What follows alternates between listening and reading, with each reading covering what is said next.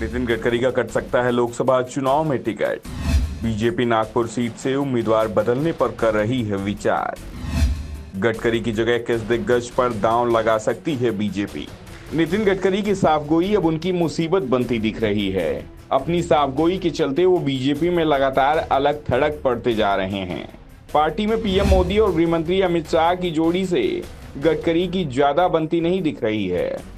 इनके बीच की दूरी अविश्वास प्रस्ताव के दौरान भी दिखाई दी।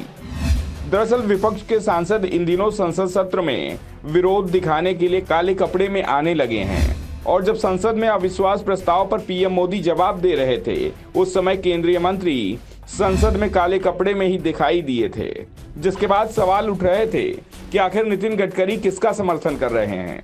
वैसे गडकरी कई बार पीएम मोदी की तारीफ भी कर चुके हैं, लेकिन उनके कई बयान मोदी सरकार के खिलाफ भी हैं, जिसका फायदा विपक्ष ने उठाया भी है। तो गडकरी को इसका नुकसान भी बीजेपी संसदीय बोर्ड और चुनाव समिति से बाहर होकर चुकाना पड़ा है।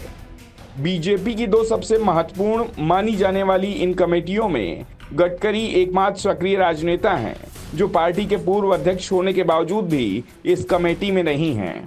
लेकिन बात अब नितिन गडकरी के टिकट को लेकर उठने लगी है।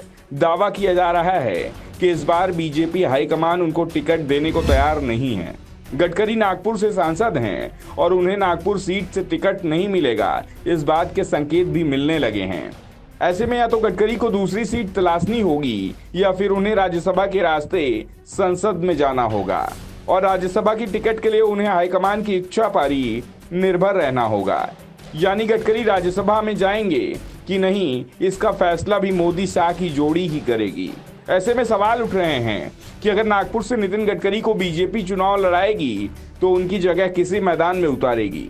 और नाम चर्चाओं में सबसे आगे चल रहा है वो महाराष्ट्र के डिप्टी सीएम देवेंद्र फडणवीस का है, जहां बीजेपी का केंद्रीय नेतृत्व कथित तौर पर 2024 के लोकसभा चुनाव के लिए नागपुर सीट से उप मुख्यमंत्री देवेंद्र फडणवीस को मैदान में उतारने पर विचार कर रहा है।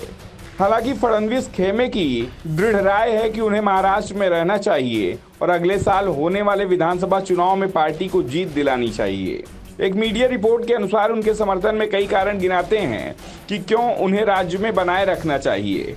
वह पिछले कुछ वर्षों में राज्य में पार्टी का चेहरा बनकर उभरे हैं। पार्टी के भीतर एकनाथ खड़से और पंकजा मुंडे जैसे प्रतिद्वंदी राजनीतिक रूप से हाशिए पर हैं।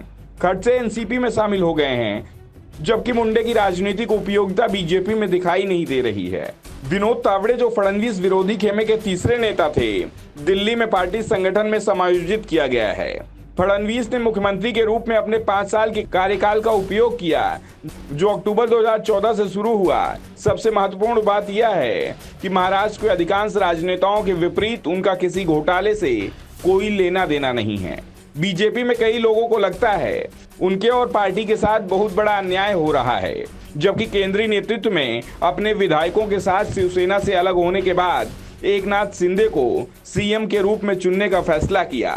फडणवीस खेमा उम्मीद कर रहा था कि शिंदे के उद्धव ठाकरे के खिलाफ विद्रोह की चतुराई से साजिश रचने और महाविकास अघाड़ी सरकार को गिराने के बाद उनके नेता को मुख्यमंत्री पद से पुरस्कृत किया जाएगा। लेकिन फडणवीस को डिप्टी सीएम पद से ही संतोष करना पड़ा और बाद में इस पद का भी अजीत पवार के साथ बंटवारा करना पड़ा और अब उनको राज्य से हटाने की भी तैयारी की जा रही है। अगर फडणवीस को नागपुर से टिकट मिलता है और केंद्र में फिर मोदी सरकार बनती है तो ये तय माना जा रहा है कि उन्हें महत्वपूर्ण मंत्रालय सौंपा जा सकता है। लेकिन सवाल ये है कि क्या फडणवीस की भी इच्छा है कि वो दिल्ली जाएं और क्या बीजेपी नितिन गडकरी का टिकट काटने का फैसला ले पाएगी। Bureau report, the Dhakar news.